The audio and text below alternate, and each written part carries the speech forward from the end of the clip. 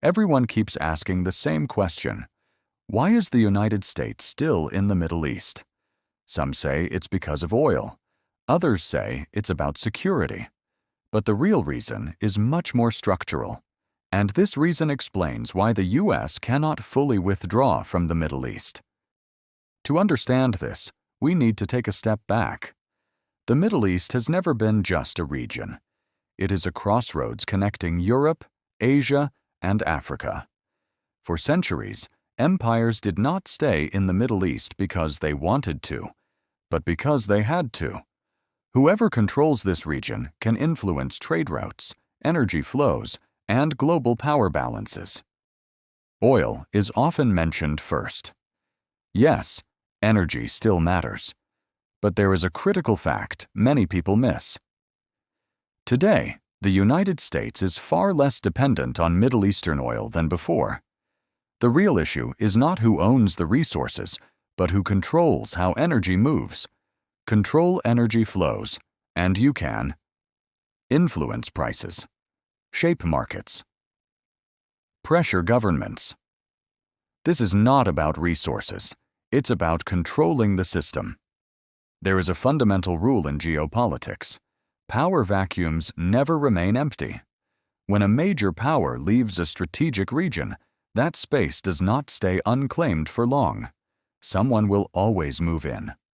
So the real question is not whether someone will fill the vacuum, but who.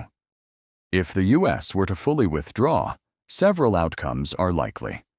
China would rapidly expand its economic influence. Russia would increase its military presence. Regional powers would act more aggressively. This would increase competition and instability. For the United States, the goal is not to control the region, but to prevent any single rival from dominating it. This is not about dominance, it's about balance. History is clear on this point. When great powers suddenly withdraw from strategic regions, instability usually follows. Not because those powers were weak, but because the order they created collapses too quickly. This pattern has repeated itself throughout history. The Middle East is no exception. Does this mean the U.S. will stay forever? No, but it does mean fewer troops, more alliances, less visibility, continued influence. The objective is not permanent presence, but maintaining balance, sometimes from a distance. So the real question is not, when will the U.S. leave the Middle East?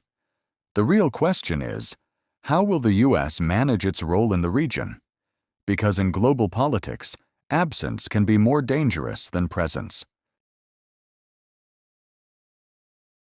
If you want to understand world politics not just by what happens, but why it happens, this channel is built exactly for that.